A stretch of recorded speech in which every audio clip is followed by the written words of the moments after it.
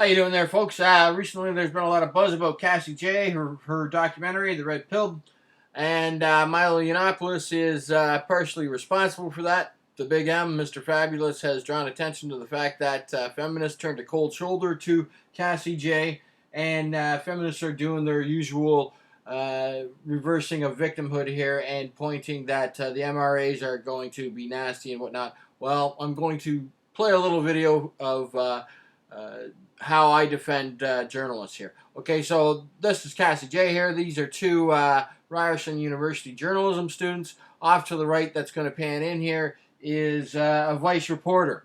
Okay, so I'm going to play that little bit for you. Work. It's colonial. It's ridiculous. Because you know, Section 2 of the Charter of Rights and Freedoms protects that right of journalism, right? Feminism and gender.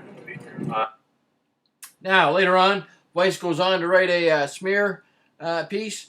The Ryerson journalism students sent me the copies of the pictures they were taking. They were actually delightful individuals to talk to, and Cassie Jaye has not finished her film, so I withhold judgment. Actually, but I do believe she will be genuine in her statement to tell the truth, and that's awesome. And I still defend her right to be there. And here is here's that section of the Constitution that I defended. Here's a couple other points to freedom of association, assembly, etc., etc., etc. Feminists don't seem to like those things there. But anyways, that's Canada. Feminists, nasty bit of situation. Here's Cassie Jaye's Red Pill fundraiser here. Sorry, Cassie, I haven't been able to donate to it because I'm a little bit busy trying to support those individuals who support Section 11 of the 11D of the Charter of Rights and Freedoms, innocent until proven guilty, and that deals with Gregory Allen Elliott case and the coffee shop Ideal Coffee. I spent some extra money going down there and buying some wonderful coffee from them. Anyways, like I said, Mr. Fabulous here, Milo, wrote a wonderful article exposing how feminists turned a cold shoulder to the fact that Cassie wasn't willing to do a propaganda hit piece. Cassie Jaye's funding superseded Anita Sarkeesian's funding, and so this gave Mr. Fabulous a joygasm. So the Big M had a big O over this. Get over there, read his articles on this whole situation. They're pretty factual and interesting.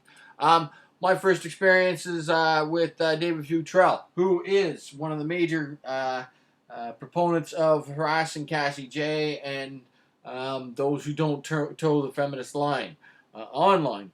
Anyways, it goes back to Big Red, in which he tries to frame me as the big bad monster because I said the title of my article was Little Red Frothing Fornication Mouth. He says, it's a hateful thing, completely disregarding the fact that A, she has red hair, and B, she told me to shut the fuck up 50,000 times. Okay? Davey boy, that's the obvious. Sorry to point out the fucking obvious to you there, sir. My next instance or involvement with David Futile happens when I discovered that Jamaica has anti-sodomy laws, colonial anti-sodomy laws still on the books, and there was a constitutional challenge going on. So I write an article highlighting that, and I come up with a plan to how to apply pressure so that those colonial anti-sodomy colonial laws are repealed and stricken from the books. But Davy Boy, he doesn't like this idea, and he takes offense to it. Links to all this will be in the low bar. I'm going to point out that Davy Boy wasn't the only one who was made aware of this idea and the fact that there was a constitutional challenge going on, which I'm going to point out was withdrawn. No support. Geez, no wonder the young lad decided to withdraw his constitutional challenge. But Lindy West was, Amanda Marcotte, and Jessica Valenti. They were all made aware of this idea and the situation, and they all turned a deaf ear to it. Here's Davy Boy's article on it. You'll notice that he this is kind of ironic. He picks a picture of me from a video where I disclose that it's kind of dangerous to not be a feminist, okay, and I worry about things. And later on, I end up getting attacked physically twice. They are not, they weren't major physical attacks, but physical attacks nonetheless. So Davy Boy tries to shoot down my idea, and he points to an old boycott where Stonewalls decided to boycott a couple of businesses from Jamaica, and that is wrong because it's not the country themselves; it's businesses. So, you know, they're Davy Boy tries to shoot holes in this, and I point out to Davy Boy that and one of the other things that the holes that they tried to say was that it didn't include like trans lives and lesbian lives. They're colonial anti-sodomy laws. Okay, they're not anti-trans laws. Okay, so stop trying to cloud the issues, you feminists. Like, it's really disgusting how you do that stuff. Um, I point out to David Futrelle that even the lawyer who was doing the constitutional challenge supported this. And here you can see that right here.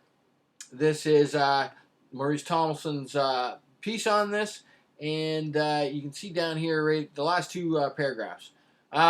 So, would you wish to spend your money in support of a country whose government is steadfastly refuses to repeal laws that discriminate against gays and whose society and economy marginalize and victimize LGBT individuals? Or would you rather your money go to support a nation that shares your own values of inclusion and respect for human diversity? This is a deliberately loaded question. How do you think we can get the Jamaican government's attention? How do you think we can get them to take LGBT rights seriously?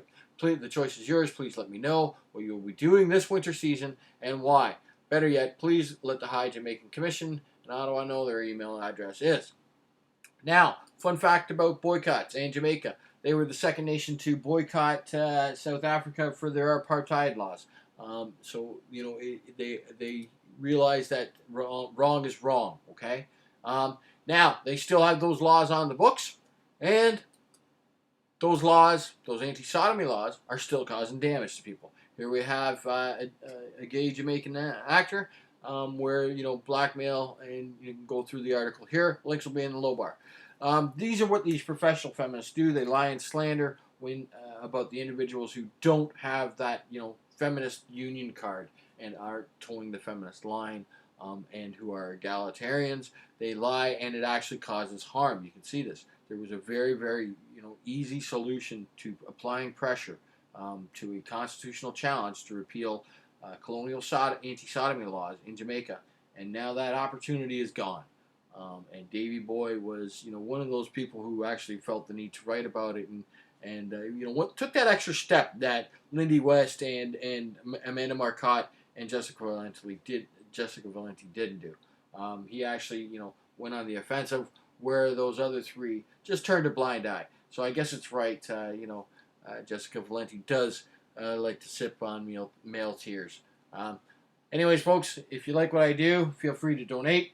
Don't forget to like, share, and subscribe. Take care of each other.